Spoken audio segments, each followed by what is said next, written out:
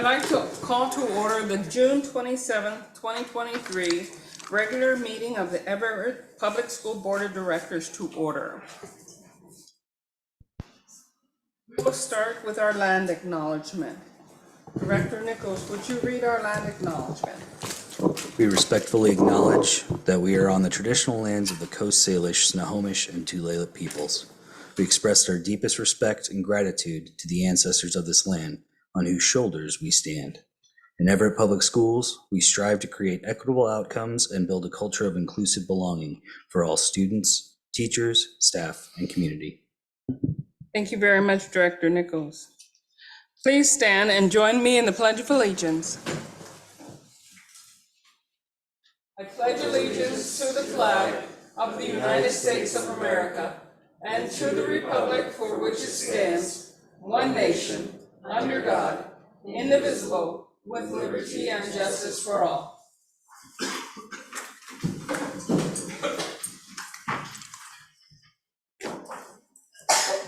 Will the secretary please call the roll? President Lassane. Present. Vice President Mitchell. Present. Director Herman. Present. Director Nichols. Present. Director Mason. Present.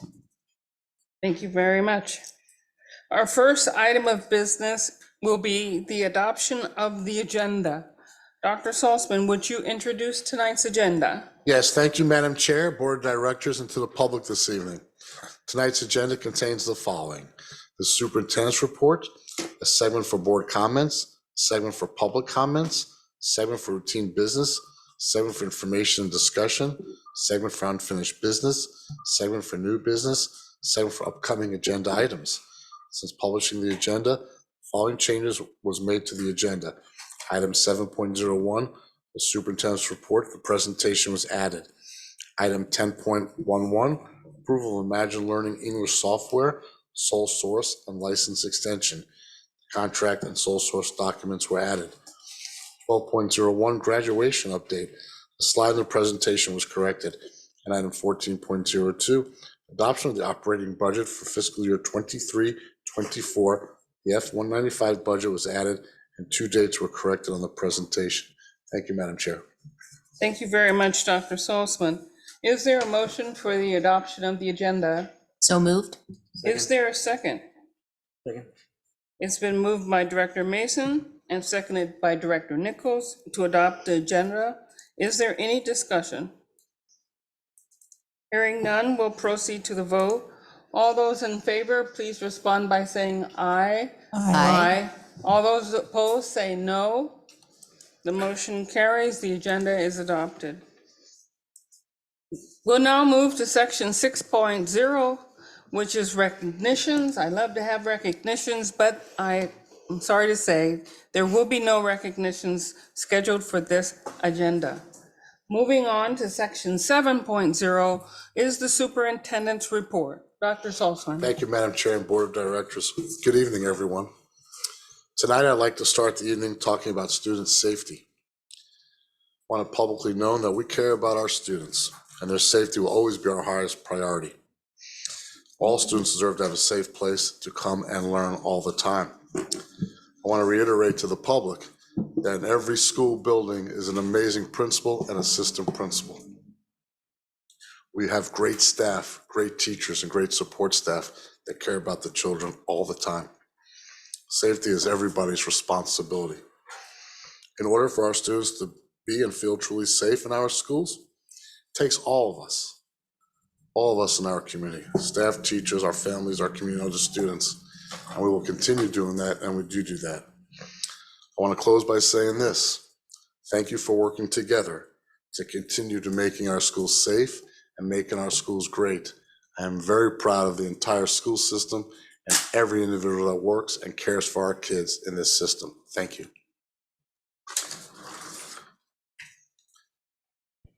Well, guess what?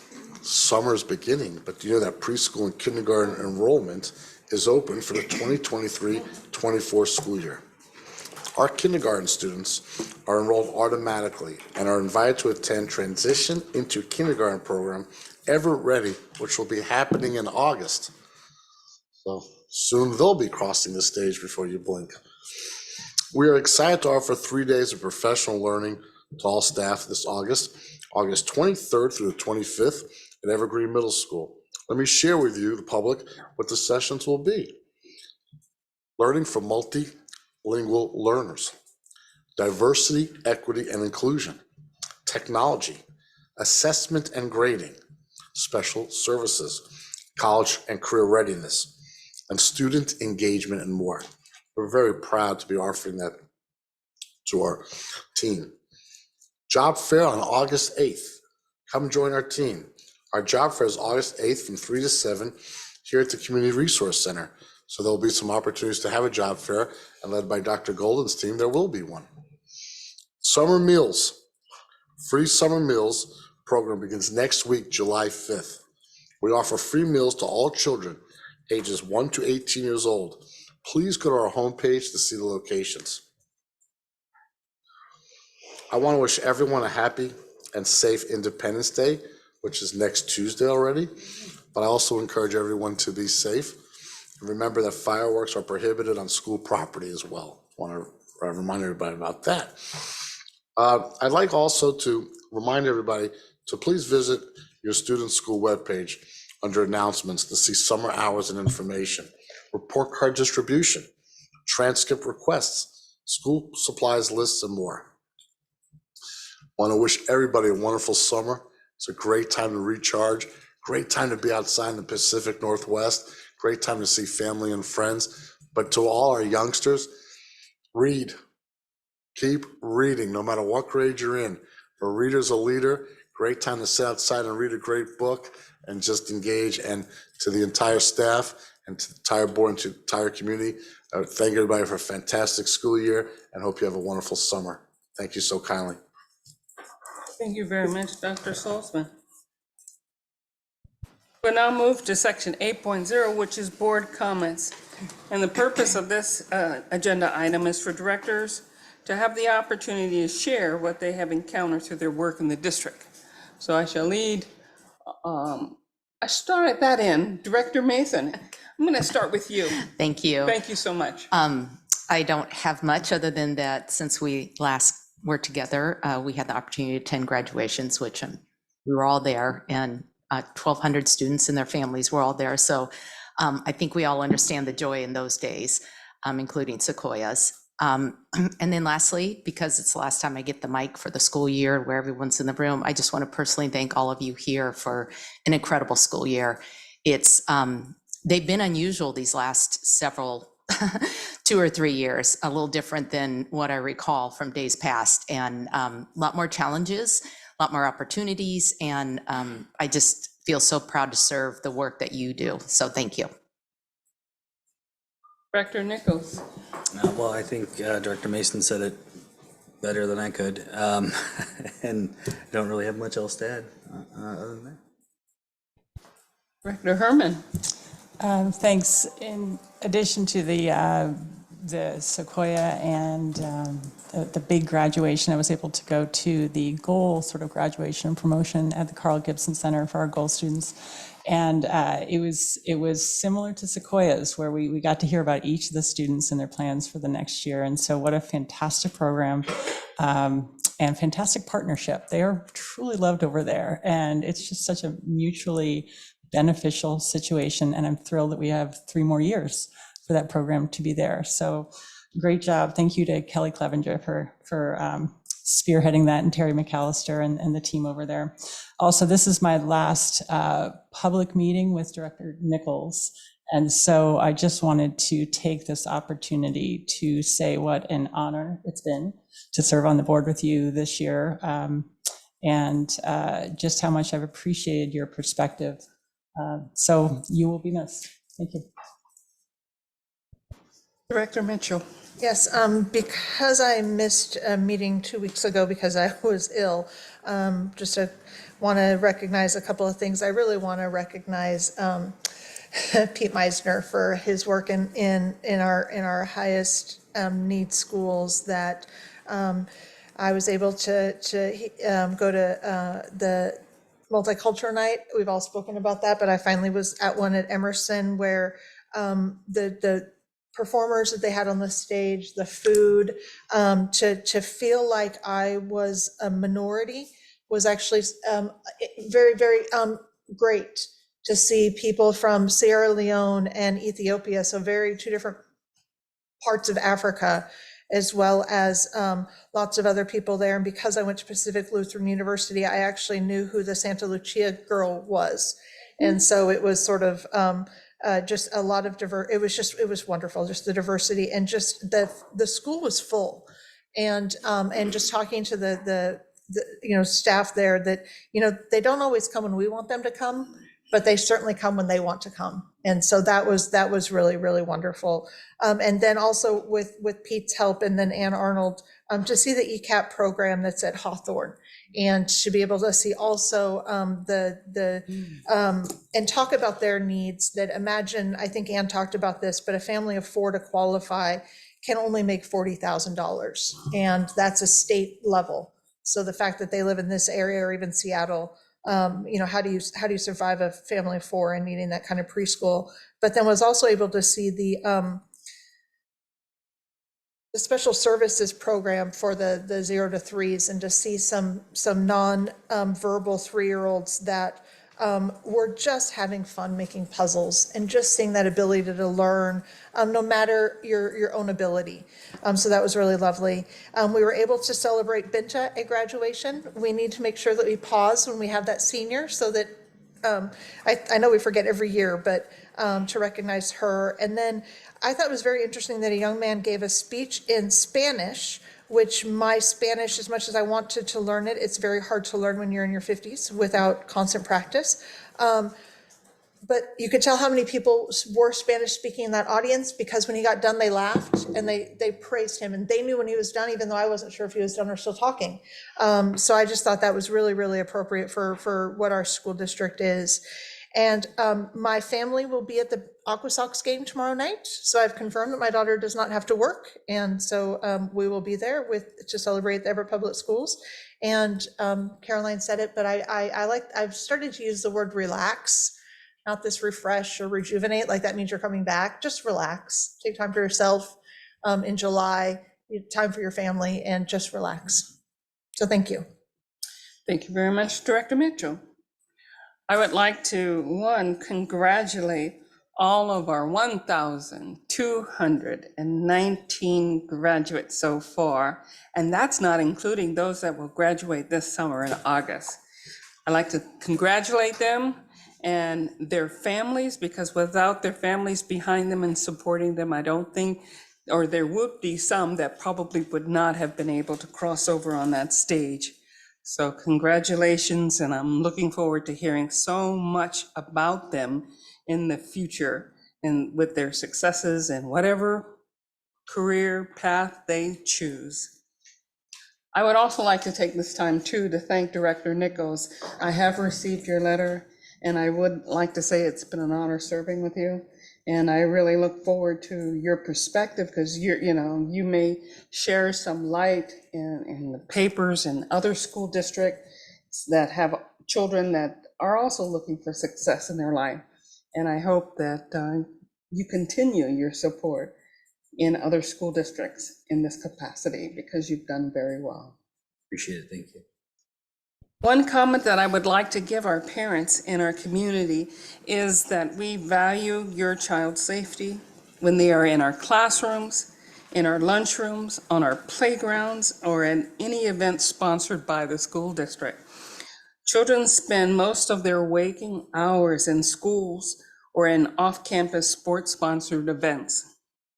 Safety, educational growth, and citizenship are paramount to the development of a great community. And I believe Everett is a great community because of what we do for our children.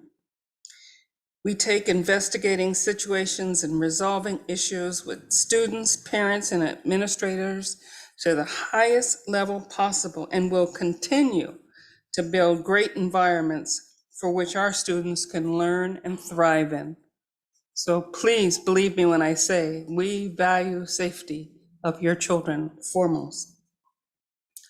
And with that said, we'll now move on to public comments. and that's section 9.0. And the school board specifically sets this section aside during the regular meeting to hear from our constituents. We do this, as I say, because we value public input and we want to hear and understand the perspectives you bring to the table. Remember that we are here to listen to you and what you have to say. It is not for us to debate or discuss the item that you bring. Board members do not respond to individual comments, and you will be hearing from us later after your comments are taken. Remember, they are being recorded, so we have every opportunity to go back over them and reread them. Our first public comment request came from Jennifer Black. She is a resident of the district and she's talking on 6-year school board terms. Ms. Black, would you come forward? Let you know that there are 3 lights that are going to be on the lectern. The green light will indicate the start of your time. The yellow light will indicate you have about 30 seconds left. And the red light will indicate that your 3 minutes are up. So thank you very much. Please begin. Thank you. Good evening, everybody. I know this may come as some, well, first of all, my name is Jennifer Black. Most of the people in this room probably know who I am, but for those who don't, I am a former parent of a student in this district. My student did all of their K-12 education in Everett Public Schools and just recently graduated from MIT with a dual degree. Yay.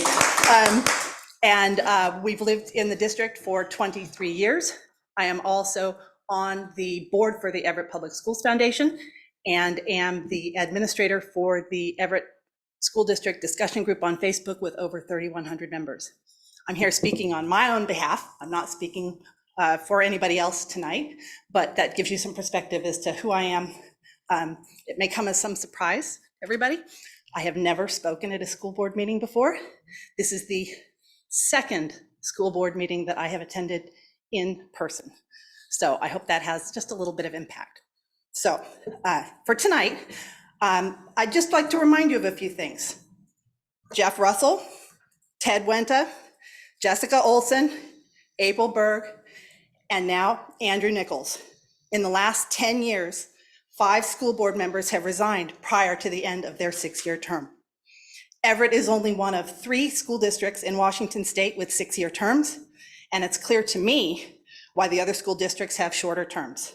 A 6-year term is just too long for many folks to commit to a part-time position that is virtually unpaid. For anyone who happens to be interested, the other 2 are Spokane and Tacoma. Last year at about this time, the Everett School Board discussed the issue of 6-year terms, and I heard comments like, "We have never heard this brought up by our constituents." So my statement today is for the record, so that cannot be said again. I'm here to say that 6-year terms are too long. I'm not the only person who thinks so, and you need to reconsider why Everett needs a policy that amounts to a stranglehold on school board positions. 3 of the current 5 school board members were initially appointed to your positions. After tonight, once you appoint another replacement, a replacement for Andrew Nichols, that number will be 4 out of 5 of our school board members that were initially appointed. So you were initially chosen by a committee of the folks that you would be working with and given an advantage when its time comes around to run to keep your seat. While that may be following the rules, when the rules are inherently inequitable, then the rules aren't fair. We are constantly talking about making sure that our school district policies are equitable. Now would be the perfect time for the board to do some self-reflection and consider the same for board positions. Thank you. Thank you for coming and talking with us this evening, Ms. Black. We'll now move to section 10.0, which is our consent agenda. Dr. Saltzman, would you introduce tonight's consent agenda? Thank you, Madam Chair, Board of Directors, and the public this evening. The board's consent agenda includes repetitive business items such as meeting minutes, personnel actions, expense vouchers, surplus lists, gifts, grants, and recurring contracts. Sometimes includes items that occur less frequently but are of routine business nature. These items are usually reviewed by the board in the Friday report 1 or more weeks before the board meeting. This gives directors time to ask staff questions or to consider a discussion about the policy implications of those items. Excuse me. The board votes on the consent agenda in a single motion. By its definition, the consent agenda is not debatable. In the case of this consent agenda, the superintendent's office received no questions. The consent agenda is presented as published for board approval. Thank you. Thank you very much, Dr. Saltzman. A motion to adopt the consent agenda is in order. So moved. Is there a second? Second. It's been moved by Director Nichols and seconded by Director Herman to approve the consent agenda. Does any director wish to remove an item from the consent agenda, place it in the new business of the section of this agenda to be heard? Hearing none, we'll proceed to the vote. All those in favor, please respond by saying aye. Aye. Those opposed say no. The motion carries. The consent agenda is approved. We'll now move to section 11.0, which is strategic progress monitoring. That means me. Strategic progress, okay, there are no strategic progress monitoring sections. We'll now move to information and discussion, which is section 12.0, which is a information discussion item on graduation update. And I see Dr. Willard is at the podium. Thank you. Thank you. So good evening, Dr. Saltzman, President Lassane, and the board of directors. I was going to say student representatives, but they're not here tonight. And I'm also building on what you've already shared in your board comments because all of you were there. So this is really exciting. So tonight, I'll be able to share with you our graduation rates, describe progress to on-time graduation for the class of 2023, provide an overview of graduation requirements, describe the systems we have to support graduation, and then share a preview of summer graduation. And our strategic plan, priority outcomes around closing gaps and ensuring students are prepared to succeed in college and career are explicitly part of this work. So when we talk about our graduation rates, we actually talk about the last 20 years or nearly 20 years. It was about that time when, before this chart, start sharing it with you, that we actually had graduation rates that were in the mid 50s. And it was our board that decided that that was not acceptable and took it as a call to action and told us to put together an on-time graduation task force. And essentially, that was the beginning of a lot of important work that changed the trajectory for many of our students. And it was really at that time where we changed our work, and for about the next 10 years, and you'll see it in the cohort 2015, that we reached 90% and actually higher than that, and have stayed higher than that for the last 7 or 8 years. And with that, we've also addressed the pandemic, where you've seen a slight decline in terms of our graduation rates, but still very strong. Support for the systems are there. All of the things that we build on are built from many years of experience. And then I should also point out that one of the things that we've maintained over those years is really our work with our students. When you look across the state, that we still maintain well over 10% higher than what you see the state's rates at. So this is work we continue and is evolving, because over these years, it went from ensuring that every student graduates on time, and we absolutely do that work, but also making sure that every student has a plan for after graduation. So college, career, life readiness is part of that work as well. So with that, I heard some great numbers mentioned up there. I'll highlight some of them as well. Really large graduating classes, especially if you look at Jackson High School, but we'll start with Cascade, with 380 graduates that walked across that stage, 9 students that are continuing to our 18 to 21-year-old transition programs, 1 student that's planning to continue in summer. We're already working with that student. I think we might finish even the next week. 2 continuing on as 5th-year seniors. For Everett High School, 281 students walked across the stage. We have 8 going on to transition programming, 8 that are continuing in summer, and we actually have many of those really in progress right now, 1 that's continuing as a 5th year. For Jackson, 507 students walked across the stage, 8 are continuing to transition programs, 2 continuing as 5th year. And then at Sequoia, what a great presentation that night. We had 51 students on that stage, 2 are continuing during the summer, and 4 that will continue as 5th year seniors. So our graduation requirements are really made up 3 big buckets, one of which is our high school and beyond plan, which actually starts long before high school. So we do a lot of planning in elementary, just talking about college and careers generally, but when they go into 6th grade, they start their high school and beyond plan. And they do that each year through their senior year using our Naviance tool, which allows them to complete their plan as well as many tasks to allow them to explore possibilities for the future. Then it culminates in senior year around our college and career readiness seminar, which allows students to get support around their post-secondary plans, as well as to finish their last high school and beyond plan with us. The next bucket is really our credit and subject area requirements. These are the classic requirements that whether you're with us now or in the past will resonate for you. We have 17 core requirements. That's the English, the math, the science, and so forth. We have 3 personalized pathway requirements. These are just fancy words for what are world language and fine arts, but really allow students to select other courses, electives that are aligned to their high school and beyond plan. And then 4 elective credits. A half credit of that is our district's requirement for the college and career readiness seminar. And the last bucket is the graduation pathway options. In the past, this would have been your assessment options. It still includes assessments, but there's many course taking possibilities in there as well. This is allow students to demonstrate that they're ready for their post-secondary plans. So they've given students many different options for fulfilling that. One of the tools that we have right now is called the Graduation Requirements Emergency Waiver. The GRU waiver is how we refer to it. It's a state waiver that allows us to waive up to 2 core credits and the graduation pathway for a student. It really comes from a need in addressing impacts, disruptions around the pandemic and things that are associated.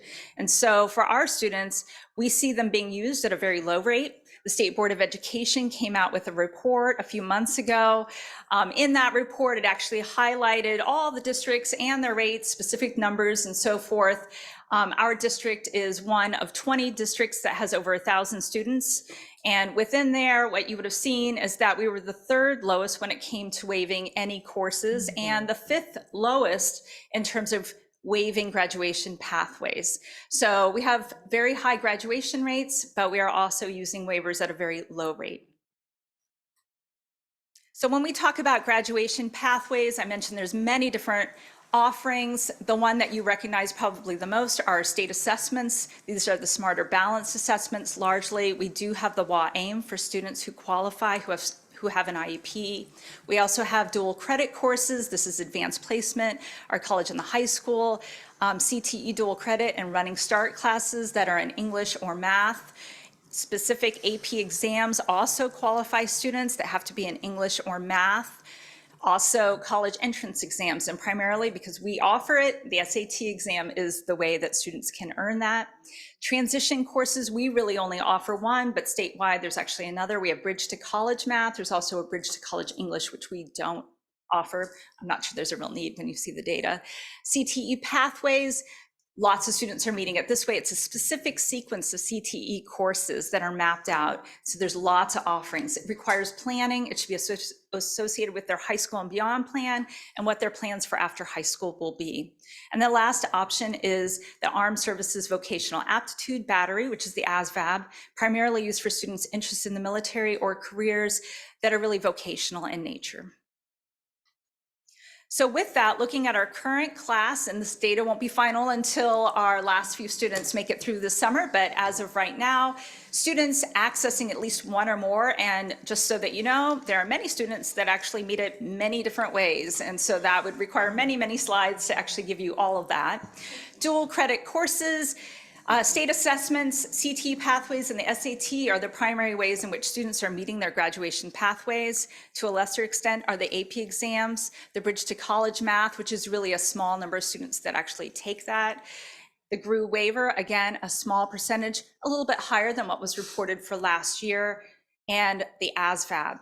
I meant to mention that the GRU waiver going into next year will only be 1 core credit, no longer the graduation pathway, and one of those core credits won't be part of that picture anymore. So we'll have a much more limited picture of that waiver. I've forgotten to mention that. Some of the ways that we support students around credits, lots of them. I probably couldn't list them all here, but I'll give you a little taster. So middle school courses for high school credit, these continue to be a way that students start off on the right foot when they enter high school. We have many different course equivalencies. If you don't remember what these are courses that count 2 for 1, meaning that a course counts in 2 different bucket areas, not more credit. Many of those are CTE and science classes, but they're actually in many different areas. We have lots of dual credit courses, and we continue to grow, especially our college and the high school program continues to take off. We have nearly 200 courses, and that's course plus teacher, that are listed that have college and the high school. So at each school, each course, each teacher gets counted in that way. We have credit recovery in every area, competency-based credit, and in our policy, that's the mastery-based learning. Lots of opportunities for that to take place. We have something called Success Time, or SOAR, which is really an offering during the school day where students are assigned a teacher and they work through their credit recovery. So students who need multiples, need a lot of support and help, this is a way to get them back on track and get intentional support. We have after school, Saturday school options, and also we have skill centers like our Snow Isle Skills Tech Center, where students go there, they meet CTE pathways, they're also aligned to their post-secondary options, and they also earn additional credit because they're CTE dual credit as well. So a lot of things going on right there. Our summer programming continues to be strong. We have our high school summer academy, which is there. We've got online high school going this morning. Yesterday actually, but today, this morning, working on it. Many different programs under one roof. So we have our tuition-based online high school. We have credit recovery taking place in person. We have our multilingual learner program, our extended school year program for our students with IEPs. We have career exploration, mentorships, and internships taking place this year. And we're going to continue our Empower You online program, which allows students to set goals for themselves and also earn credit. We have 2 success coordinators who will be working the entire time during the summer, helping those last remaining seniors work on their last requirements. Sometimes there are things that are outside of the direct classrooms that we have there to finish up pieces, so they get a lot of intentional support. We do a lot of these pieces that really allow us to catch up with students, but I wanted to highlight something that really became pivotal to our work moving forward, which is more preventative. So this is our 9th grade success teams. And this comes out of an OSPI grant that was launched last summer. And you had to qualify, and for our schools, 2 of our schools, Everett High School and Cascade High School, qualified. You had to have a 9th grade success rate that was lower than the state's, and this is from data from 2 school years ago. So Cascade had a rate of 58.3, Everett High School at 62.6, and you can see at that point, the state's rate was 68%. The following year, you would see Cascade and Everett had both reached over 66% in published rates, so you could see the increase. And this year, although it's not published, we definitely went up from there. It's hard to know from just first semester grades because it's really what happens after the results of second semester. So we'll be working on those pieces, but we are definitely seeing improvements in terms of our passing rates by subject, by key classes, in different groups of classes. There's been a lot of support for our groups of teachers working on the success teams. They get training, they get support and coaching. There's a lot of work around the data, analyzing where they're seeing those Fs. 1Fs, if you've been here long enough, that was work we did a long time ago, but here it is again, but also analyzing where that's showing up, and lots of resources for thinking through. And right now, each of the schools has put together an action plan to launch the year to really have focused work around 9th grade. The 2 schools that didn't participate, Sequoia has fewer than 11 students that are in 9th grade, so the work is a little different there. It's always intentional support. And for Jackson High School, actually had part of their team come and join us because the coaches that were part of this work really invited us to bring others in. So that work is taking place there as well. So with that, I want to give you a preview of the summer. So we're going to have summer seniors, and those who needed more time are going to have it. We're going to support them through that, and they'll join us on August 17th. I hope you will be there too, where we'll have a chance to celebrate their successes. We also will be able to celebrate from all of the graduations this year. We've had a lot of students graduate from Everett Re-Engagement Academy, which is our 14-18 Open Doors program. We have about 188 students this year enrolled, and I believe we're over 50 students right now that have graduated this year. We have a very high 14-18 graduation rate, which is still not what we'd want for all kids, but 4 years they're graduating at close to 30%. And so we're going to see many of them on the stage during the summer. This is time for them to celebrate and to bring their families in and tell their stories, because that's what we get to do as well. So with that, I want to thank you. Thank you very much, Dr. Willard. You're welcome. Directors, are there any comments, any questions, any positive words of continuing the encouragement to get these kids over the stage? Well, if I can just say thank you and everyone else for all the hard work, and especially with the pandemic, to still see those graduation rates at, over 90%. But, we talked a while ago about, you said college and career ready, but also making sure the kids have the, the skills that they need to, once they have that diploma, that it's not the D average that the state requires. But I just want to say thank you. And that, as we're helping these kids, that Miss Black mentioned, her son just graduating, that my daughter's senior year, spring, I only have to pay half the tuition because she was able to bring some AP classes up. That's And great. so in changing her degree, her major a couple of times, not a room for electives, so that those APs sort of fit into the elective category, so she has the credits to graduate. So I think that we do, with that high school and beyond plan, I do think for most of our students, we do meet the mark, and we've always talked about those kids that still struggle. And so how do we help them? And I think that just to remind the community that we are legally required to help the kids until they're 21. And that's what the graduation re-engagement program does. That's what the special services programs do, that we help a lot of students outside of their 18th year. So thank you for all the work. And that's everyone in this room. It is. Any other directors? I had a couple Director questions. Mason? Thank you. Just a couple clarifying points, I guess. So the 9th grade success rate, is that when a 9th grader fails one class? Yes. So what they do is they take a number of all the classes that were taken from our 9th graders in a particular class of students. And then, so that's the bottom of our fraction here. The numerator is going to be how many courses are passed. And so if they don't pass all of them, even if they get credit recovery later or they make it up in some other way, that's where that rate comes from. And so it's the number of classes passed out of the total number of attempted classes. And so an individual student could fail 2 or maybe even 3 classes, and that would go into the calculation. Exactly. Wow, Yes. Yeah. that's a learning. Yes. And then, Yeah. and that's irregardless of whether they bring credit into the 9th grade from 8th grade or That's right. middle school? It's a measurement, a snapshot of what takes place in 9th grade. And again, students do come into 9th grade with credits from before. And could Those still fail. happen. Yeah, Maybe if they fail, generally, we're going to support them in either making up credit recovery, or they do have an option to remove it from their transcript prior to 12th grade. right. So that can happen. And we know students make up those credits, and yet those don't show up in that calculation. Well, thank you for that additional.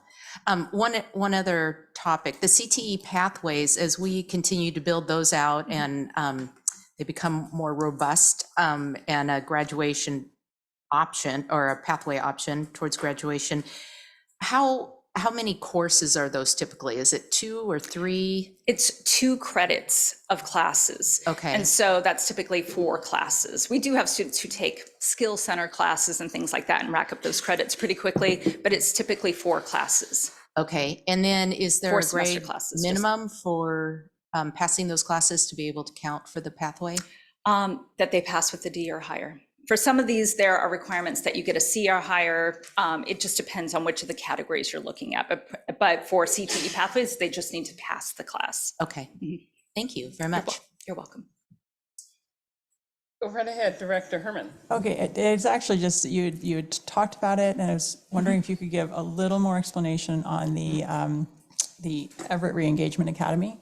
And you had said, was that 188? 188. 188. So what does that look like? Could you just talk a little bit about that? So Everett Re-engagement Academy is a school that we've had for about 10 years.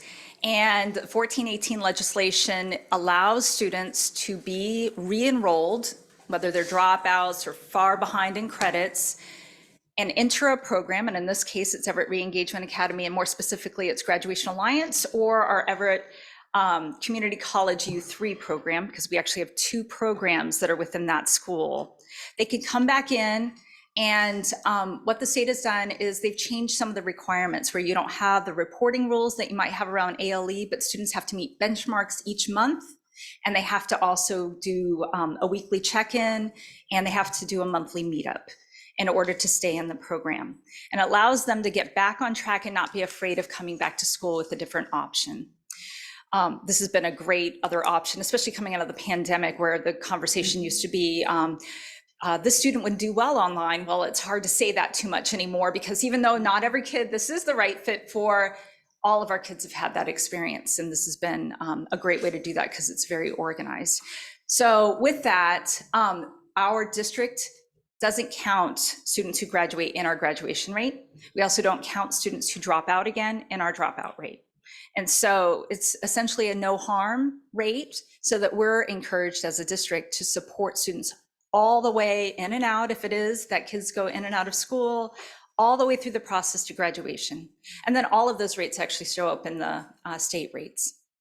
So I hope I gave you the pieces. I probably know too much and carry on. Thank you. Director Nichols, you have a question. Director Mason already grabbed my question about the success rates. I was just looking for a definition on that. But looking back at the actual graduation rates, and we see they've been declining, year over year over the last couple of years since the pandemic began.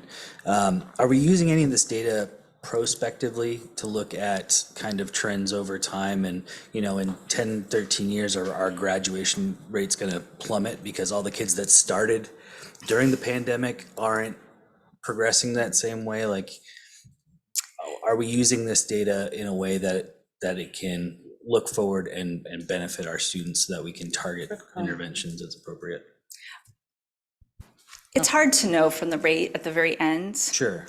Except that the pieces behind the data do lead us to the kinds of work that we need to do to ensure that we stay at a rate similar to what we have now.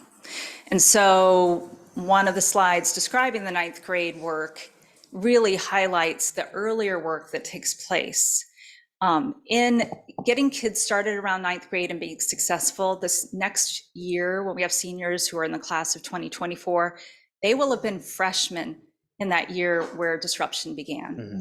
And so now we will have students who will have adults who have programs and systems focused on the very beginning of 9th grade and more able to follow through. And so I think what we're seeing is more proactive work, as well as the work that has to happen later, because students come in and out.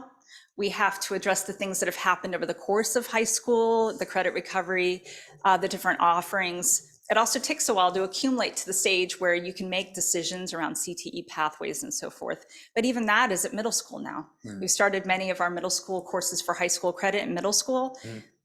Some of them lead directly into the CTE pathways. So that work has started, and all of those are happening based on trying to build a system that continues to allow students to achieve at that rate. Right, and I guess the question is not specifically about the graduation rate, but the graduation rate is falling, right? And do we expect that to keep trending in that direction? Do we expect it to bounce back? And if so, when do we expect it to bounce back? I'd say it's day by day work. So even right now, what we do is we work with each kid Right. It's really, at this point, when you're talking about even at 92.7, you're talking about individual students.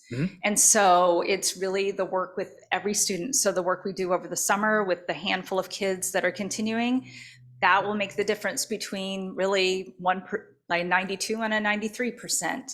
And so we just start where they are, and we just keep working alongside them. So with that, when you're talking at this rate, you're really talking about individual students. And what I know is that support alongside students is what really makes that difference. Right. Well, and Yeah. to be clear, I'm always talking about individual students. Yeah, me too. The 92.7% is great, and I'm glad all of those students are meeting the standard, but I'm worried about the other, course. 7.3% of students that aren't making it there. As a district overall, I think we do an amazing job, but I just don't want to lose sight of those individual students and use the data that we have access to as proactive as we possibly can. Yeah, we continue that. I don't have an answer right now Sure. for next year's rates because it really is a work in progress.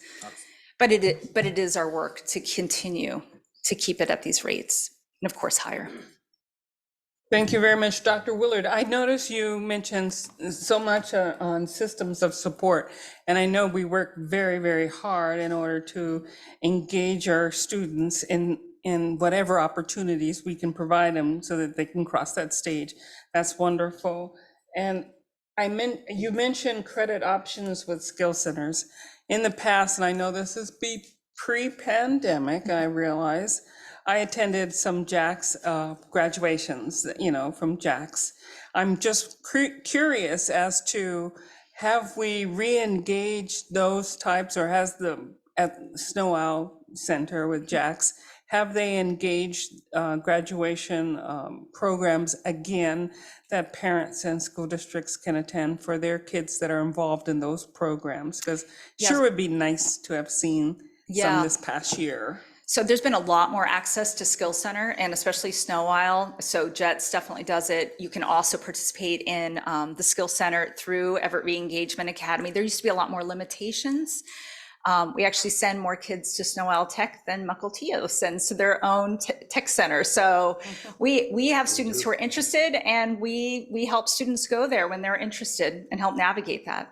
So, and it's happening through some outside organizations as well. Have they had any formalized, used to have a JAX graduation down at Boeing Field. And I don't know if because of during the pandemic, they ceased all those graduation programs, but do they have any plan for the future, or have they had any this year? I'm not sure. I'd have to check into that. So I'm not sure. Thank you so much. It was those interesting ones that were able to join a company within the local area and become an apprentice. Yep. And see their growth with their, with what they've done already in that company, and that company was taking them in as an employed apprentice. That was really quite interesting, and to have their parents there to, to celebrate that alongside them. That was wonderful. Definitely. Thank you so much. Can I ask a clarifying question quickly about because I think it addresses Director Nichols' very pertinent question about, that 7.3, that I believe in previous presentations, especially about the Graduation Alliance, I don't know if that's still the organization, but That's part of Everett Re-Engagement Academy, yes. Re-engagement, but they actively go and look at for our kids. Am I remembering that correctly? So it is, we track all of our kids until they're 21 to just keep trying to get them re-engaged. We do. So we call home visits, follow up with students on any lead we have, including friends they may have, or someone that we know, a sibling that's there. But Graduation Alliance, we give them a list of phone numbers, and then they call and help us find students that have dropped out. And we continue to do that work all the way through 21. And I think that's because not every kid's ready at 18, but I remember one of the summer graduations, there's a young man who wasn't ready at 18, but when he decided to become a realtor, he was like, the minimum requirement is a high school diploma. And he was so thankful that he could do that because a GED wouldn't get it for him. It was that high school diploma, and that we were there for him when he decided to do it 20 or whatever it was. And so Yeah, I think he was 20, actually. yeah, and that's where I think that that's where we have that ability for these kids, that they might not make it in that 92.7, but we're gonna, your team keeps working on them. Yes. So thank you. Thank you very much. Any further questions or comments you'd like to make? Thank you very much, Dr. Willard. Very thorough. Thank you. I appreciate it.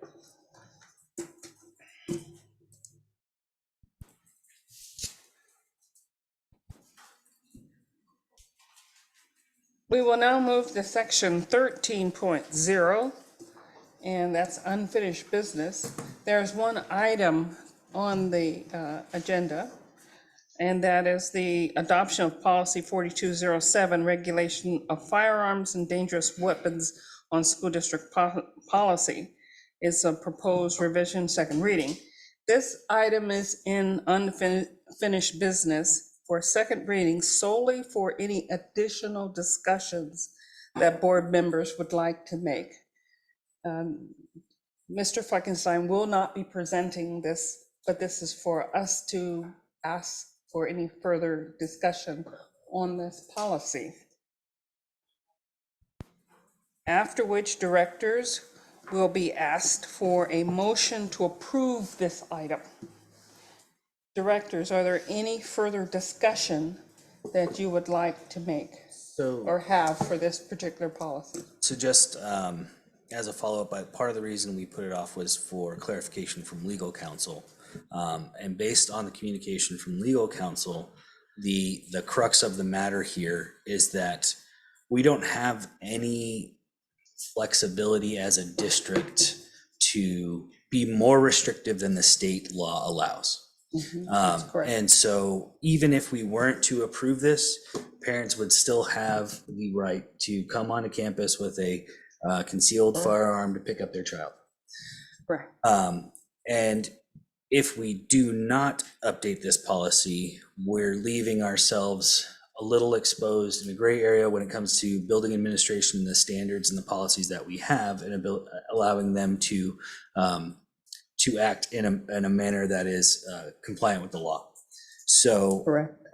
As much as I would love to have a blanket ban on weapons on every campus or district-owned property in this state, it's just not currently feasible, and we would be doing our staff members more harm than good by not adopting this policy.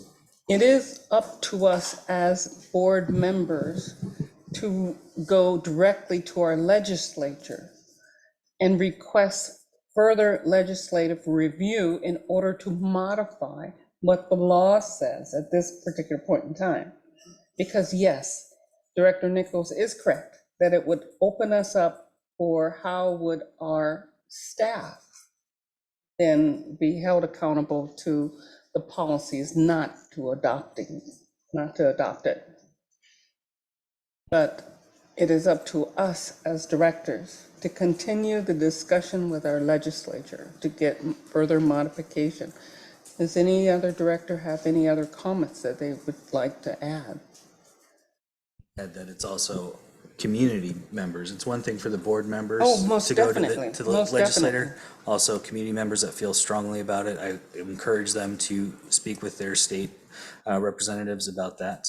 But with that, I would put forth the motion to approve this or adopt this policy.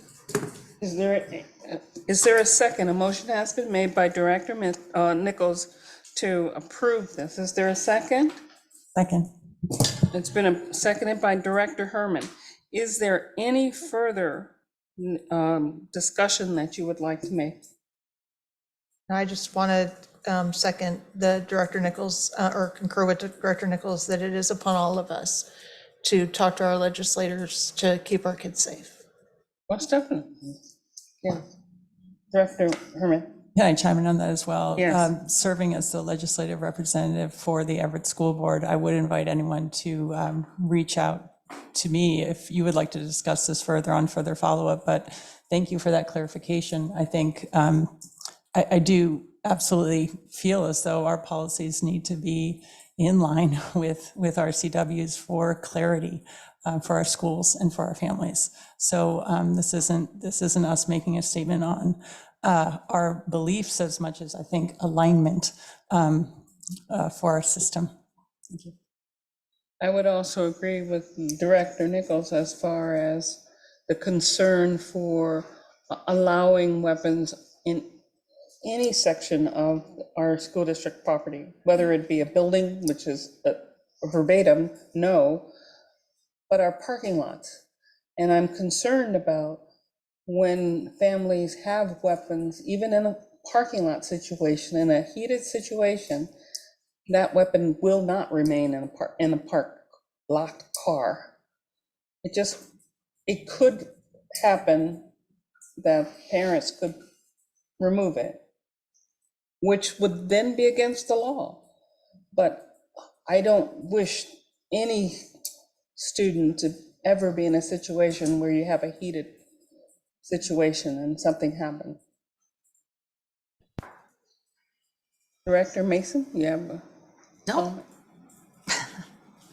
Everyone has said all to be said. Safety is paramount, and we really do want our students to be safe.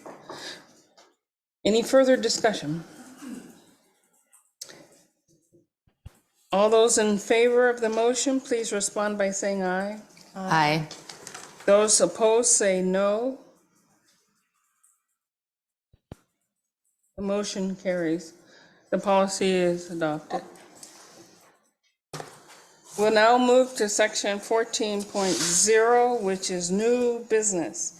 And that is approval of resolution 1295, limited use permit for the Everett Council Parent Teacher Student Association. And I see Mr. Gunn is at the podium. Thank you. The first one, 14.01. Thank you. Good evening.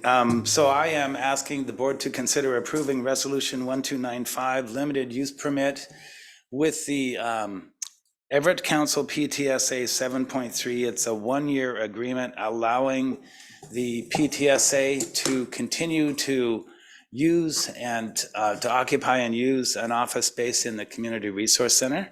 This was something that was first approved when the building opened in 2013.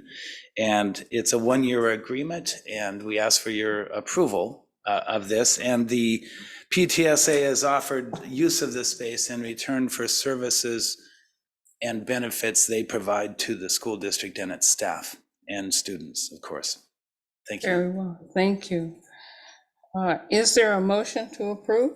Can I ask a question? Yes. Thank you. Do we typically do this separately, or has it been in the consent agenda in the past? Good question. It is typically on the consent agenda. It has been removed from the consent agenda tonight to allow one of our board members the opportunity to approve the consent agenda without voting on this particular issue. And I think Director Herman can probably explain a little bit about that. Thank you for the clarification. I understand. Clarification. Yes. Is there a motion to approve this item, this resolution 1295? So moved. Is there a second? Second? Are there any further discussion?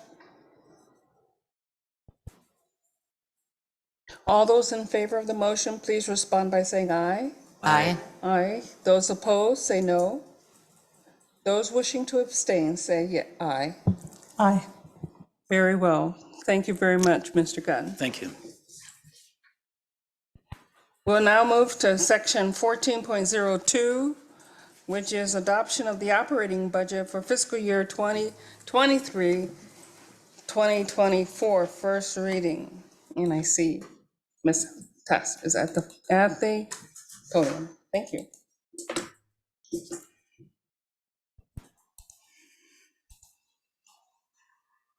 Let's see if I can do this sharing thing correct today.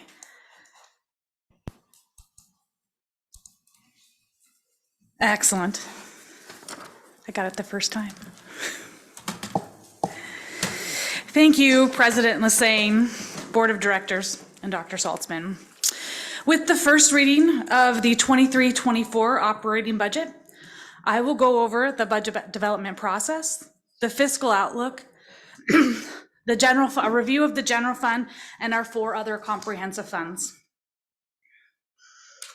There have been many stakeholders and opportunities for feedback throughout the budget development process as we anticipated challenges and reductions for the next year.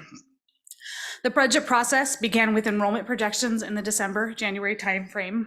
A budget workshop was held with the board, and a reduction plan was developed for board approval in February.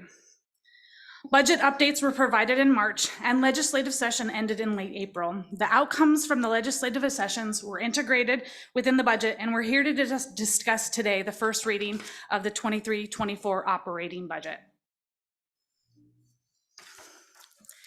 This is a listing of key dates that are required by the state and the district's timeline for meeting those deadlines, culminating in a hearing and an adoption of next year's budget on August 22nd of 2023.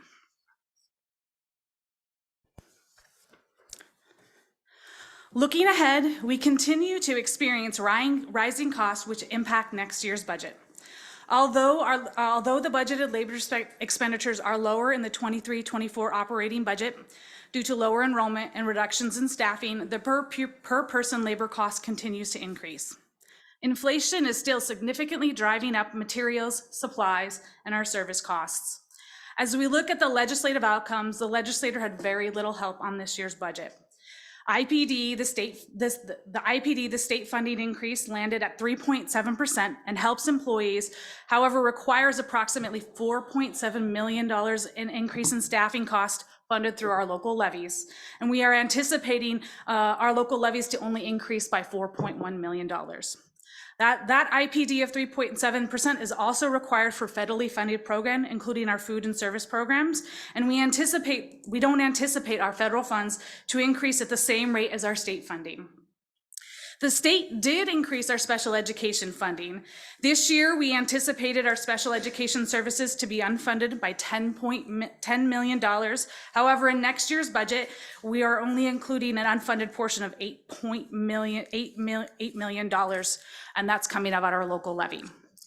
The legislator transportation funding changes did not have any anticipated impact for next year, and there's no changes to the levy formula, which sets our 2024 levy cap at $5.5 million below our voter approved levels. The good news is that the reduction plan for the 23-24 budgeted year anticipates our ending fund balance at 5% of expenditures. Looking ahead at the 4-year budget outlook, there continues to be challenges. Anticipating flat enrollment and a slowdown of inflation during the future years, we still continue to see the need for reductions in the future to maintain the minimum fund balance of 5%. As we go through our budget assumptions for next year, it includes a decline in enrollment. We are using medium-low projections provided by our consultant, Les Kendrick, provided by our consultant, Les Kendrick. Our local levy funding will increase because of CPI inflation. The district is anticipating a decrease in staffing vacancies, as well as increased cost in the food and nutrition programs and transportation programs. However, these are typically funded through their revenues. We are also seeing increases to our utilities for approximately 5%, and our insurance premiums are increasing at approximately 13%. Other adjustments that we're including are the board-approved reduction plans and ongoing adjustments to prepare for continued challenges in future years. For this year, we anticipate an ending fund balance of approximately 6.2% of expenditures. So meaning our beginning fund balance will be approximately $23.9 million. This is higher than our budget of 6% because of increased investment income, increase in transportation revenues, and aligning our staff based on our enrollment needs. Enrollment is the primary driver of our budget, and this illustrates the anticipated decline in enrollment for the next year of approximately 125 students from our October 1 head count. In addition, the section below kind of provides an annual average of our student FT, which drives our funding. Looking at our budgeted revenues, you can see our local taxes are anticipated to increase by 4.1%, which is due to an increase in our CPI, or our cost of our inflation. Where our local non-taxes are declining primarily due to aligning what we're receiving for this fiscal year in our local revenues. Our state funding is increasing due to our IPD, or our cost of living adjustments. Our state special purpose funding is increasing again to that IPD, or cost of the living adjustment, of 3.7%. In addition, this is where we're seeing our increase in our special education funding and our special education factors.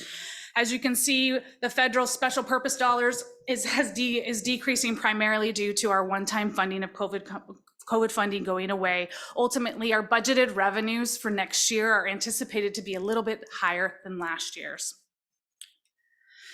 The majority of our revenues are really coming from our state dollars at a 76%. And looking at last year's, this is a slight uptick because of our federal dollars have declined from that one-time federal funding going away. This is a breakdown of our expenditures by program. Our basic education program also includes our support services throughout the district, and we're seeing a decline in these dollars due to our reduction plan.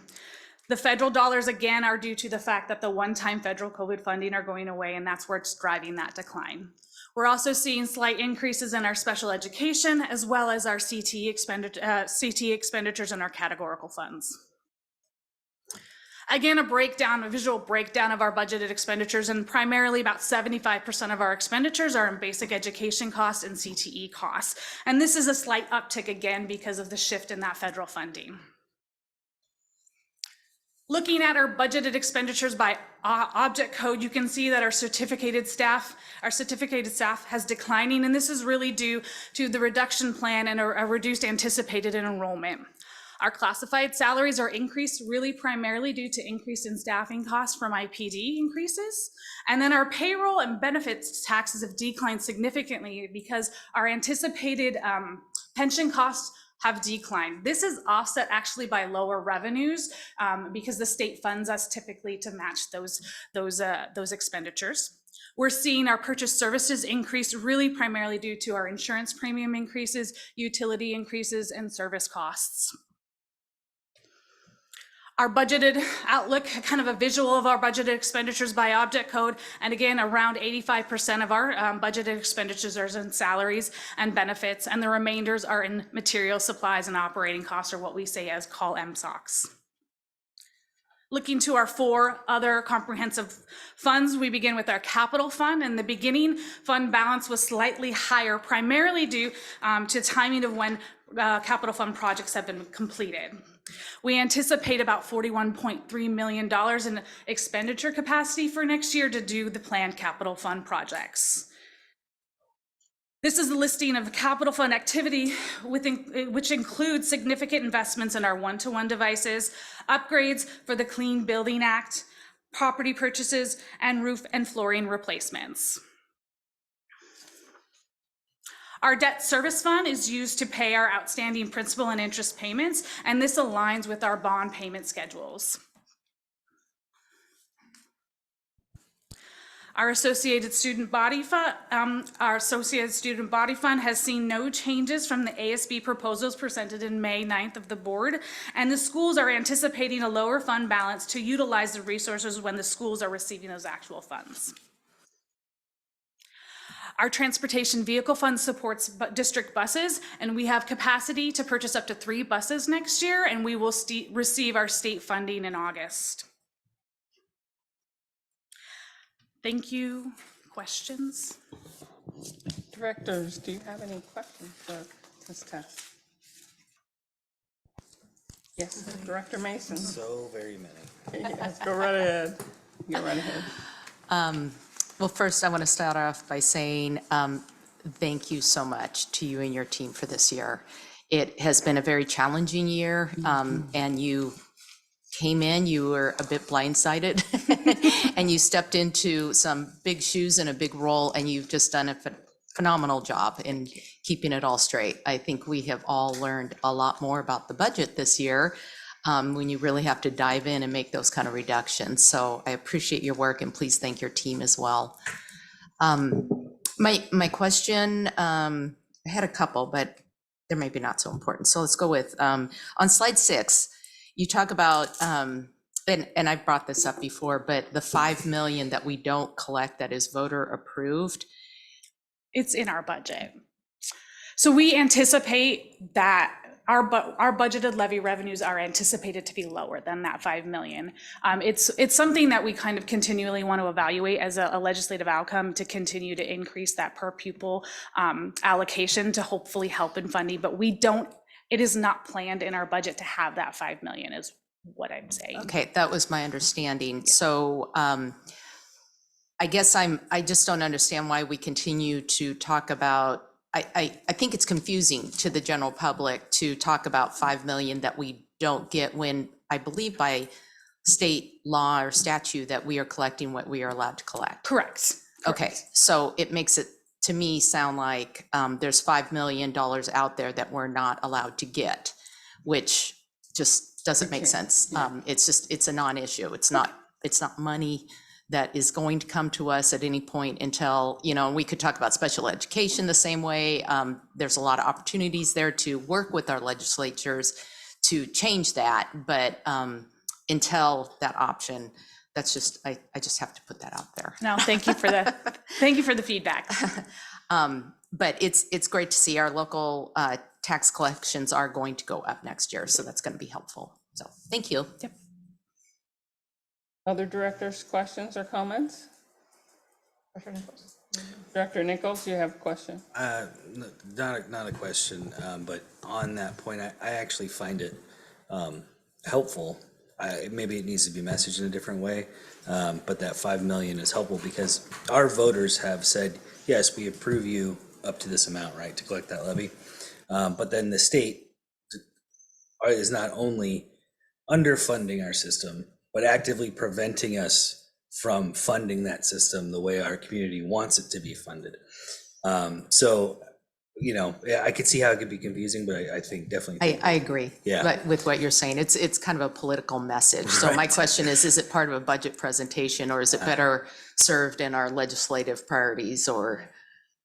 No, I know. It's important, and we should talk about it. Whether we talk about it now or not is that. And to me, it's. Have we had any discussions with any of our vendors, providers, utility providers, things like that, about cost increases and what's driving them? And I know we like to say inflation and blame inflation on a lot of this, but when you look at like the energy sector and their revenues for the year, the massive profits they're getting, same thing with transportation, with everything else, like, okay, yeah, inflation, but also there's, people, they're just price gouging at this point. I mean, for one of our biggest service contract is our transportation one, and I know we do a 5-year sort of projection, and every year we sort of negotiate rates, and that's typical for most of our service contracts that we do have that conversation as we go through the purchasing process. There is a process where you have to bid or you have to quote, and so that's required by the state. Right. Director Herman, you have a question or comment? Yeah, just a couple. First of all, thank you to you and the Fiscal Advisory Council. I appreciate that all of this goes through a community that can provide feedback, especially this year. A few questions on the slides. On slide 14, the decrease in federal special education expenditures, I'm assuming that's related to actually that's probably ESSER funds that are not going to be able to be spent next year. I'd have to confirm, but I think you are correct on that piece of it. Yeah, just when I saw federal going down, that was a little concerning. And then slide 12, could you explain the local non-tax revenue, the decrease in that, which is about 25%. So that's lunch fees, fines, summer school rental income, interest earnings, donations. What is driving that? Well, really, this is budget to budget. And so we're driving that based on what we actually are experiencing this year. And so we've seen a decline in the local revenues. I don't have the specific line item, but I can provide that feedback to you at another point in time. Okay, I'd be curious what's changing for us as a district that is. Property values have dropped from. That's That's in the levy. Oh, not. Non-tax. That's things like rentals. So, yeah, whether we're not using our facilities as much, or whether that's, and it's probably passed through for the most part anyway of what we're doing. Lease cost. And then also just encouraging the the citizens guide to the budget, which I know we update. It's probably going to need some new wording maybe to explain, of course, these last couple of years. But I appreciate that we do that. And we have this whole process to go through. So thank you for your work on that. I think that's it. Can I just chime in real quick also? I just wanted to mention that to your note of the Citizens Guide, it triggered something that OSPI has actually been putting on webinars, I guess, helping citizens, anyone who wants to drop in, learn more about school funding and how it's funded. So if anyone in the community is interested, or parents of better understanding of what drives some of these numbers, that might be an opportunity to go out to the OSPI website and see if there's an opportunity there, because I know they've provided a few. Right.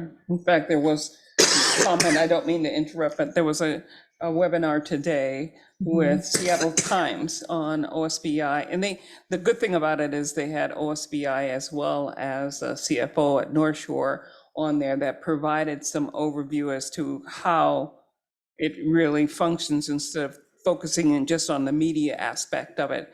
So they are available, and OSBI does have on their website that information too. One tomorrow night, League of Education Voters is hosting one. So if anyone's interested. Excellent. Director Herman, I didn't mean to interrupt your comment. Okay, questions. Director Mitchell. My question was answered. Yes, Andy, one other question I do have, and thank you so very much. I'd like to ditto everything that Director Mason said. This has been a really tough year, and you've done an exceptional job of providing the information on the budget to us. And I think we've all learned a lot about budget, and going forward, it's going to be one of those things in which we will constantly now be focused in on because of the outlook for the next 3 or 4 years. My question to you, what additional areas are included under special purpose funding? I mean, when I look at slide number 12, state special purpose, I know it's special ed, but what additional areas are included under that? So these are kind of our state categorical funds. So our multilingual learner fund, our special education fund is like the majority of it, as well as our LAP or learning, our LAP funds as well that go in there. So these are the state sort of categorical funds that we would identify. Right, and then federal general purpose funds, is all of that, the 55, thousand or 55,000, is that all CARES fund or ESSER funds? No, that's not. So that would have been in the 22-23 budget, our CARES or ESSER funding that you are calling that would have been in that federal special purpose fund. And so you can see the decline of the 10.8 million. And that's really what's driving that decline is the fact that we no longer have the COVID funding or the ESSER funding that we had. So what is included in that 55,000? Is that a Title I or? It's not Title I. I'm gonna not have the verbiage off the top of my head, but I can send you a note in regards to that piece of it. Very, very good. Not even that. There was one other question. I wanted to see if I can get that information from you. Let's see if I can find it.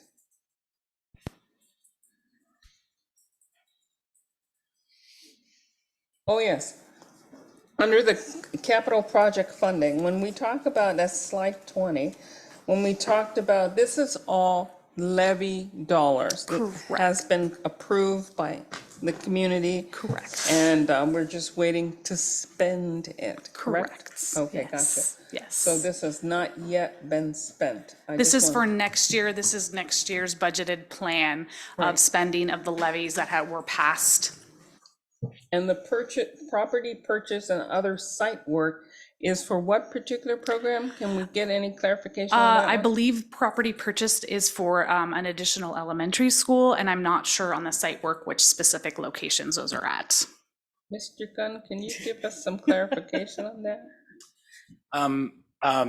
That was the correct answer.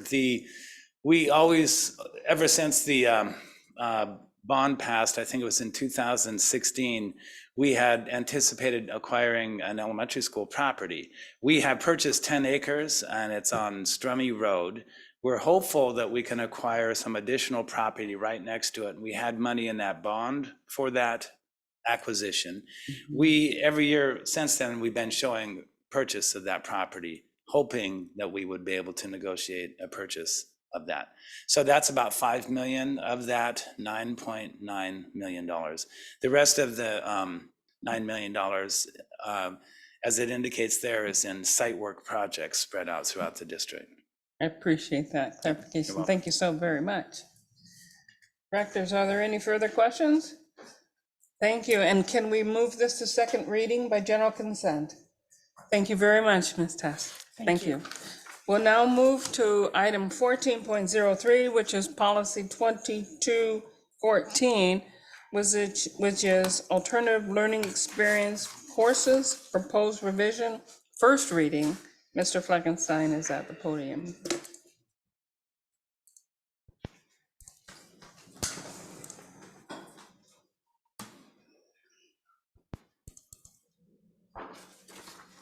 Well, good evening. The proposed revisions to policy 2214, alternative learning experience or ALE courses, would add Everett Virtual Academy to the list of approved district ALE programs according to the district, allowing the district to operate the program and claim funding under our state's ALE rules. Starting with the 2023-24 school year, EVA will shift from serving students in grades K through 8 to serving a small number of students in grades 6 through 12 through asynchronous ALE programming. Asynchronous programming will be contracted through Graduation Alliance, which will provide students with access to teachers, coursework, and ongoing support. The anticipated size of EVA next year under ALE programming is approximately 30 students. Proposed revisions to policy 2214, alternative learning experience or ALE courses, have been reviewed by legal counsel and the superintendent's cabinet prior to tonight's meeting. Directors, any questions? I just have one question because you just clarified that the Everett Virtual Academy will be managed by Graduation Alliance. Have I heard that correctly? The programming is provided through that service. But it doesn't say that here. Will that be in the procedure? Because, you know, with our budget changes, we sort of disbanded the Everett Virtual Academy. So to me, that sounds confusing. Yeah, just to clarify, the policy revision in front of you is because we cannot access state funding as an ALE unless it's in our policies. So it's been presented tonight, so which would allow us to pursue that. The actual support, as I identified, of the program itself and how we'll be serving the students is through the Graduation Alliance program that we have that already we have established in the district almost nearly a decade long. Okay, I understand, but it's because the Everett Virtual Academy is the same name we used during the pandemic and then this post-pandemic time, then continuing the same name seems confusing to me. Yeah, and I'm glad you pointed that out. One of the reasons why we're continuing to use the same name is because we've already had that previously approved through our state processes. To change the name would then delay this particular work and not in time for next school year. Okay, but we're So by changing keeping the name only, I mean, Okay. it's a name is a name, Yeah. right? It allows us to speed up this process and to offer these services for our students next year, as opposed to not being able to, because we'd have to start the process all over Okay, again. thank you for that clarity, because we're changing the definition, but it is the same name. Yeah. Okay, thank you. And just for clarification, we don't put Graduation Alliance in there because it's not technically our program, correct? And so we want to be able to get the state funding through one of our programs, and then we reimburse Graduation Alliance is sort of how it works? We don't typically name contracted services Right. within our policies 'Cause those or could change. procedures. Yeah. 'Cause they can change, correct. Okay, thank you. Thank you. Great. Director Herman. Yeah, so this is fantastic. I'm guessing those 30 students are probably coming from EVA and want to continue on. So being able to continue to provide them what they feel is the best learning environment. Perhaps. I think also it's important to know that there are just some situations students experience during their school year for which the comprehensive program that we have available just aren't meeting their needs. Many unexpected situations that come up. This allows us the flexibility to continue their education in a more flexible manner. Absolutely. I just want to thank you for setting this up. I think anytime we can have opportunities for students and families to choose what is going to work best for their students. And I think in here it was on referral, though obviously it's not just a choice program that we have. And then the other question was around that funding piece, that is it basically almost a pass-through, although there is some administrative work on the Everett School District part. So is it pretty much though state funding is coming in and then we're basically going to do mostly all of that back out? Yeah, Jeannie can talk a little more about the funding questions. side. I'll let pass Jeannie come through here. for that. It is essentially pass through. There is an indirect that allows us to administer the program. And just to highlight what Mr. Fleckenstein mentioned, we don't mention our vendors or our contracted services, but they will be our provider. Also, students that are referred to the program, as we know, in-person learning is not for every student, and nor are all of our students dropouts or re-engagement program qualified. And so this allows us to have another offering so that students and their families can make good options that work for them.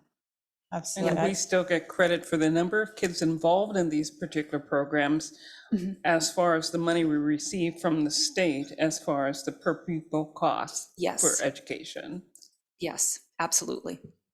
And as staying with Everett Public Schools, in theory, they are more connected to our communications and the entire, and they could be coming back at any one point. That's depending right. on what's That's going on right. in their families. We can help transition into the program, and then when they want to or they're ready for it, they can always go back as well. Absolutely. Thanks so much for your openness. No problem. Okay, directors, therefore, can we move this to second reading by general consent? Excellent. Thank you very much, Mr. Fleckenstein.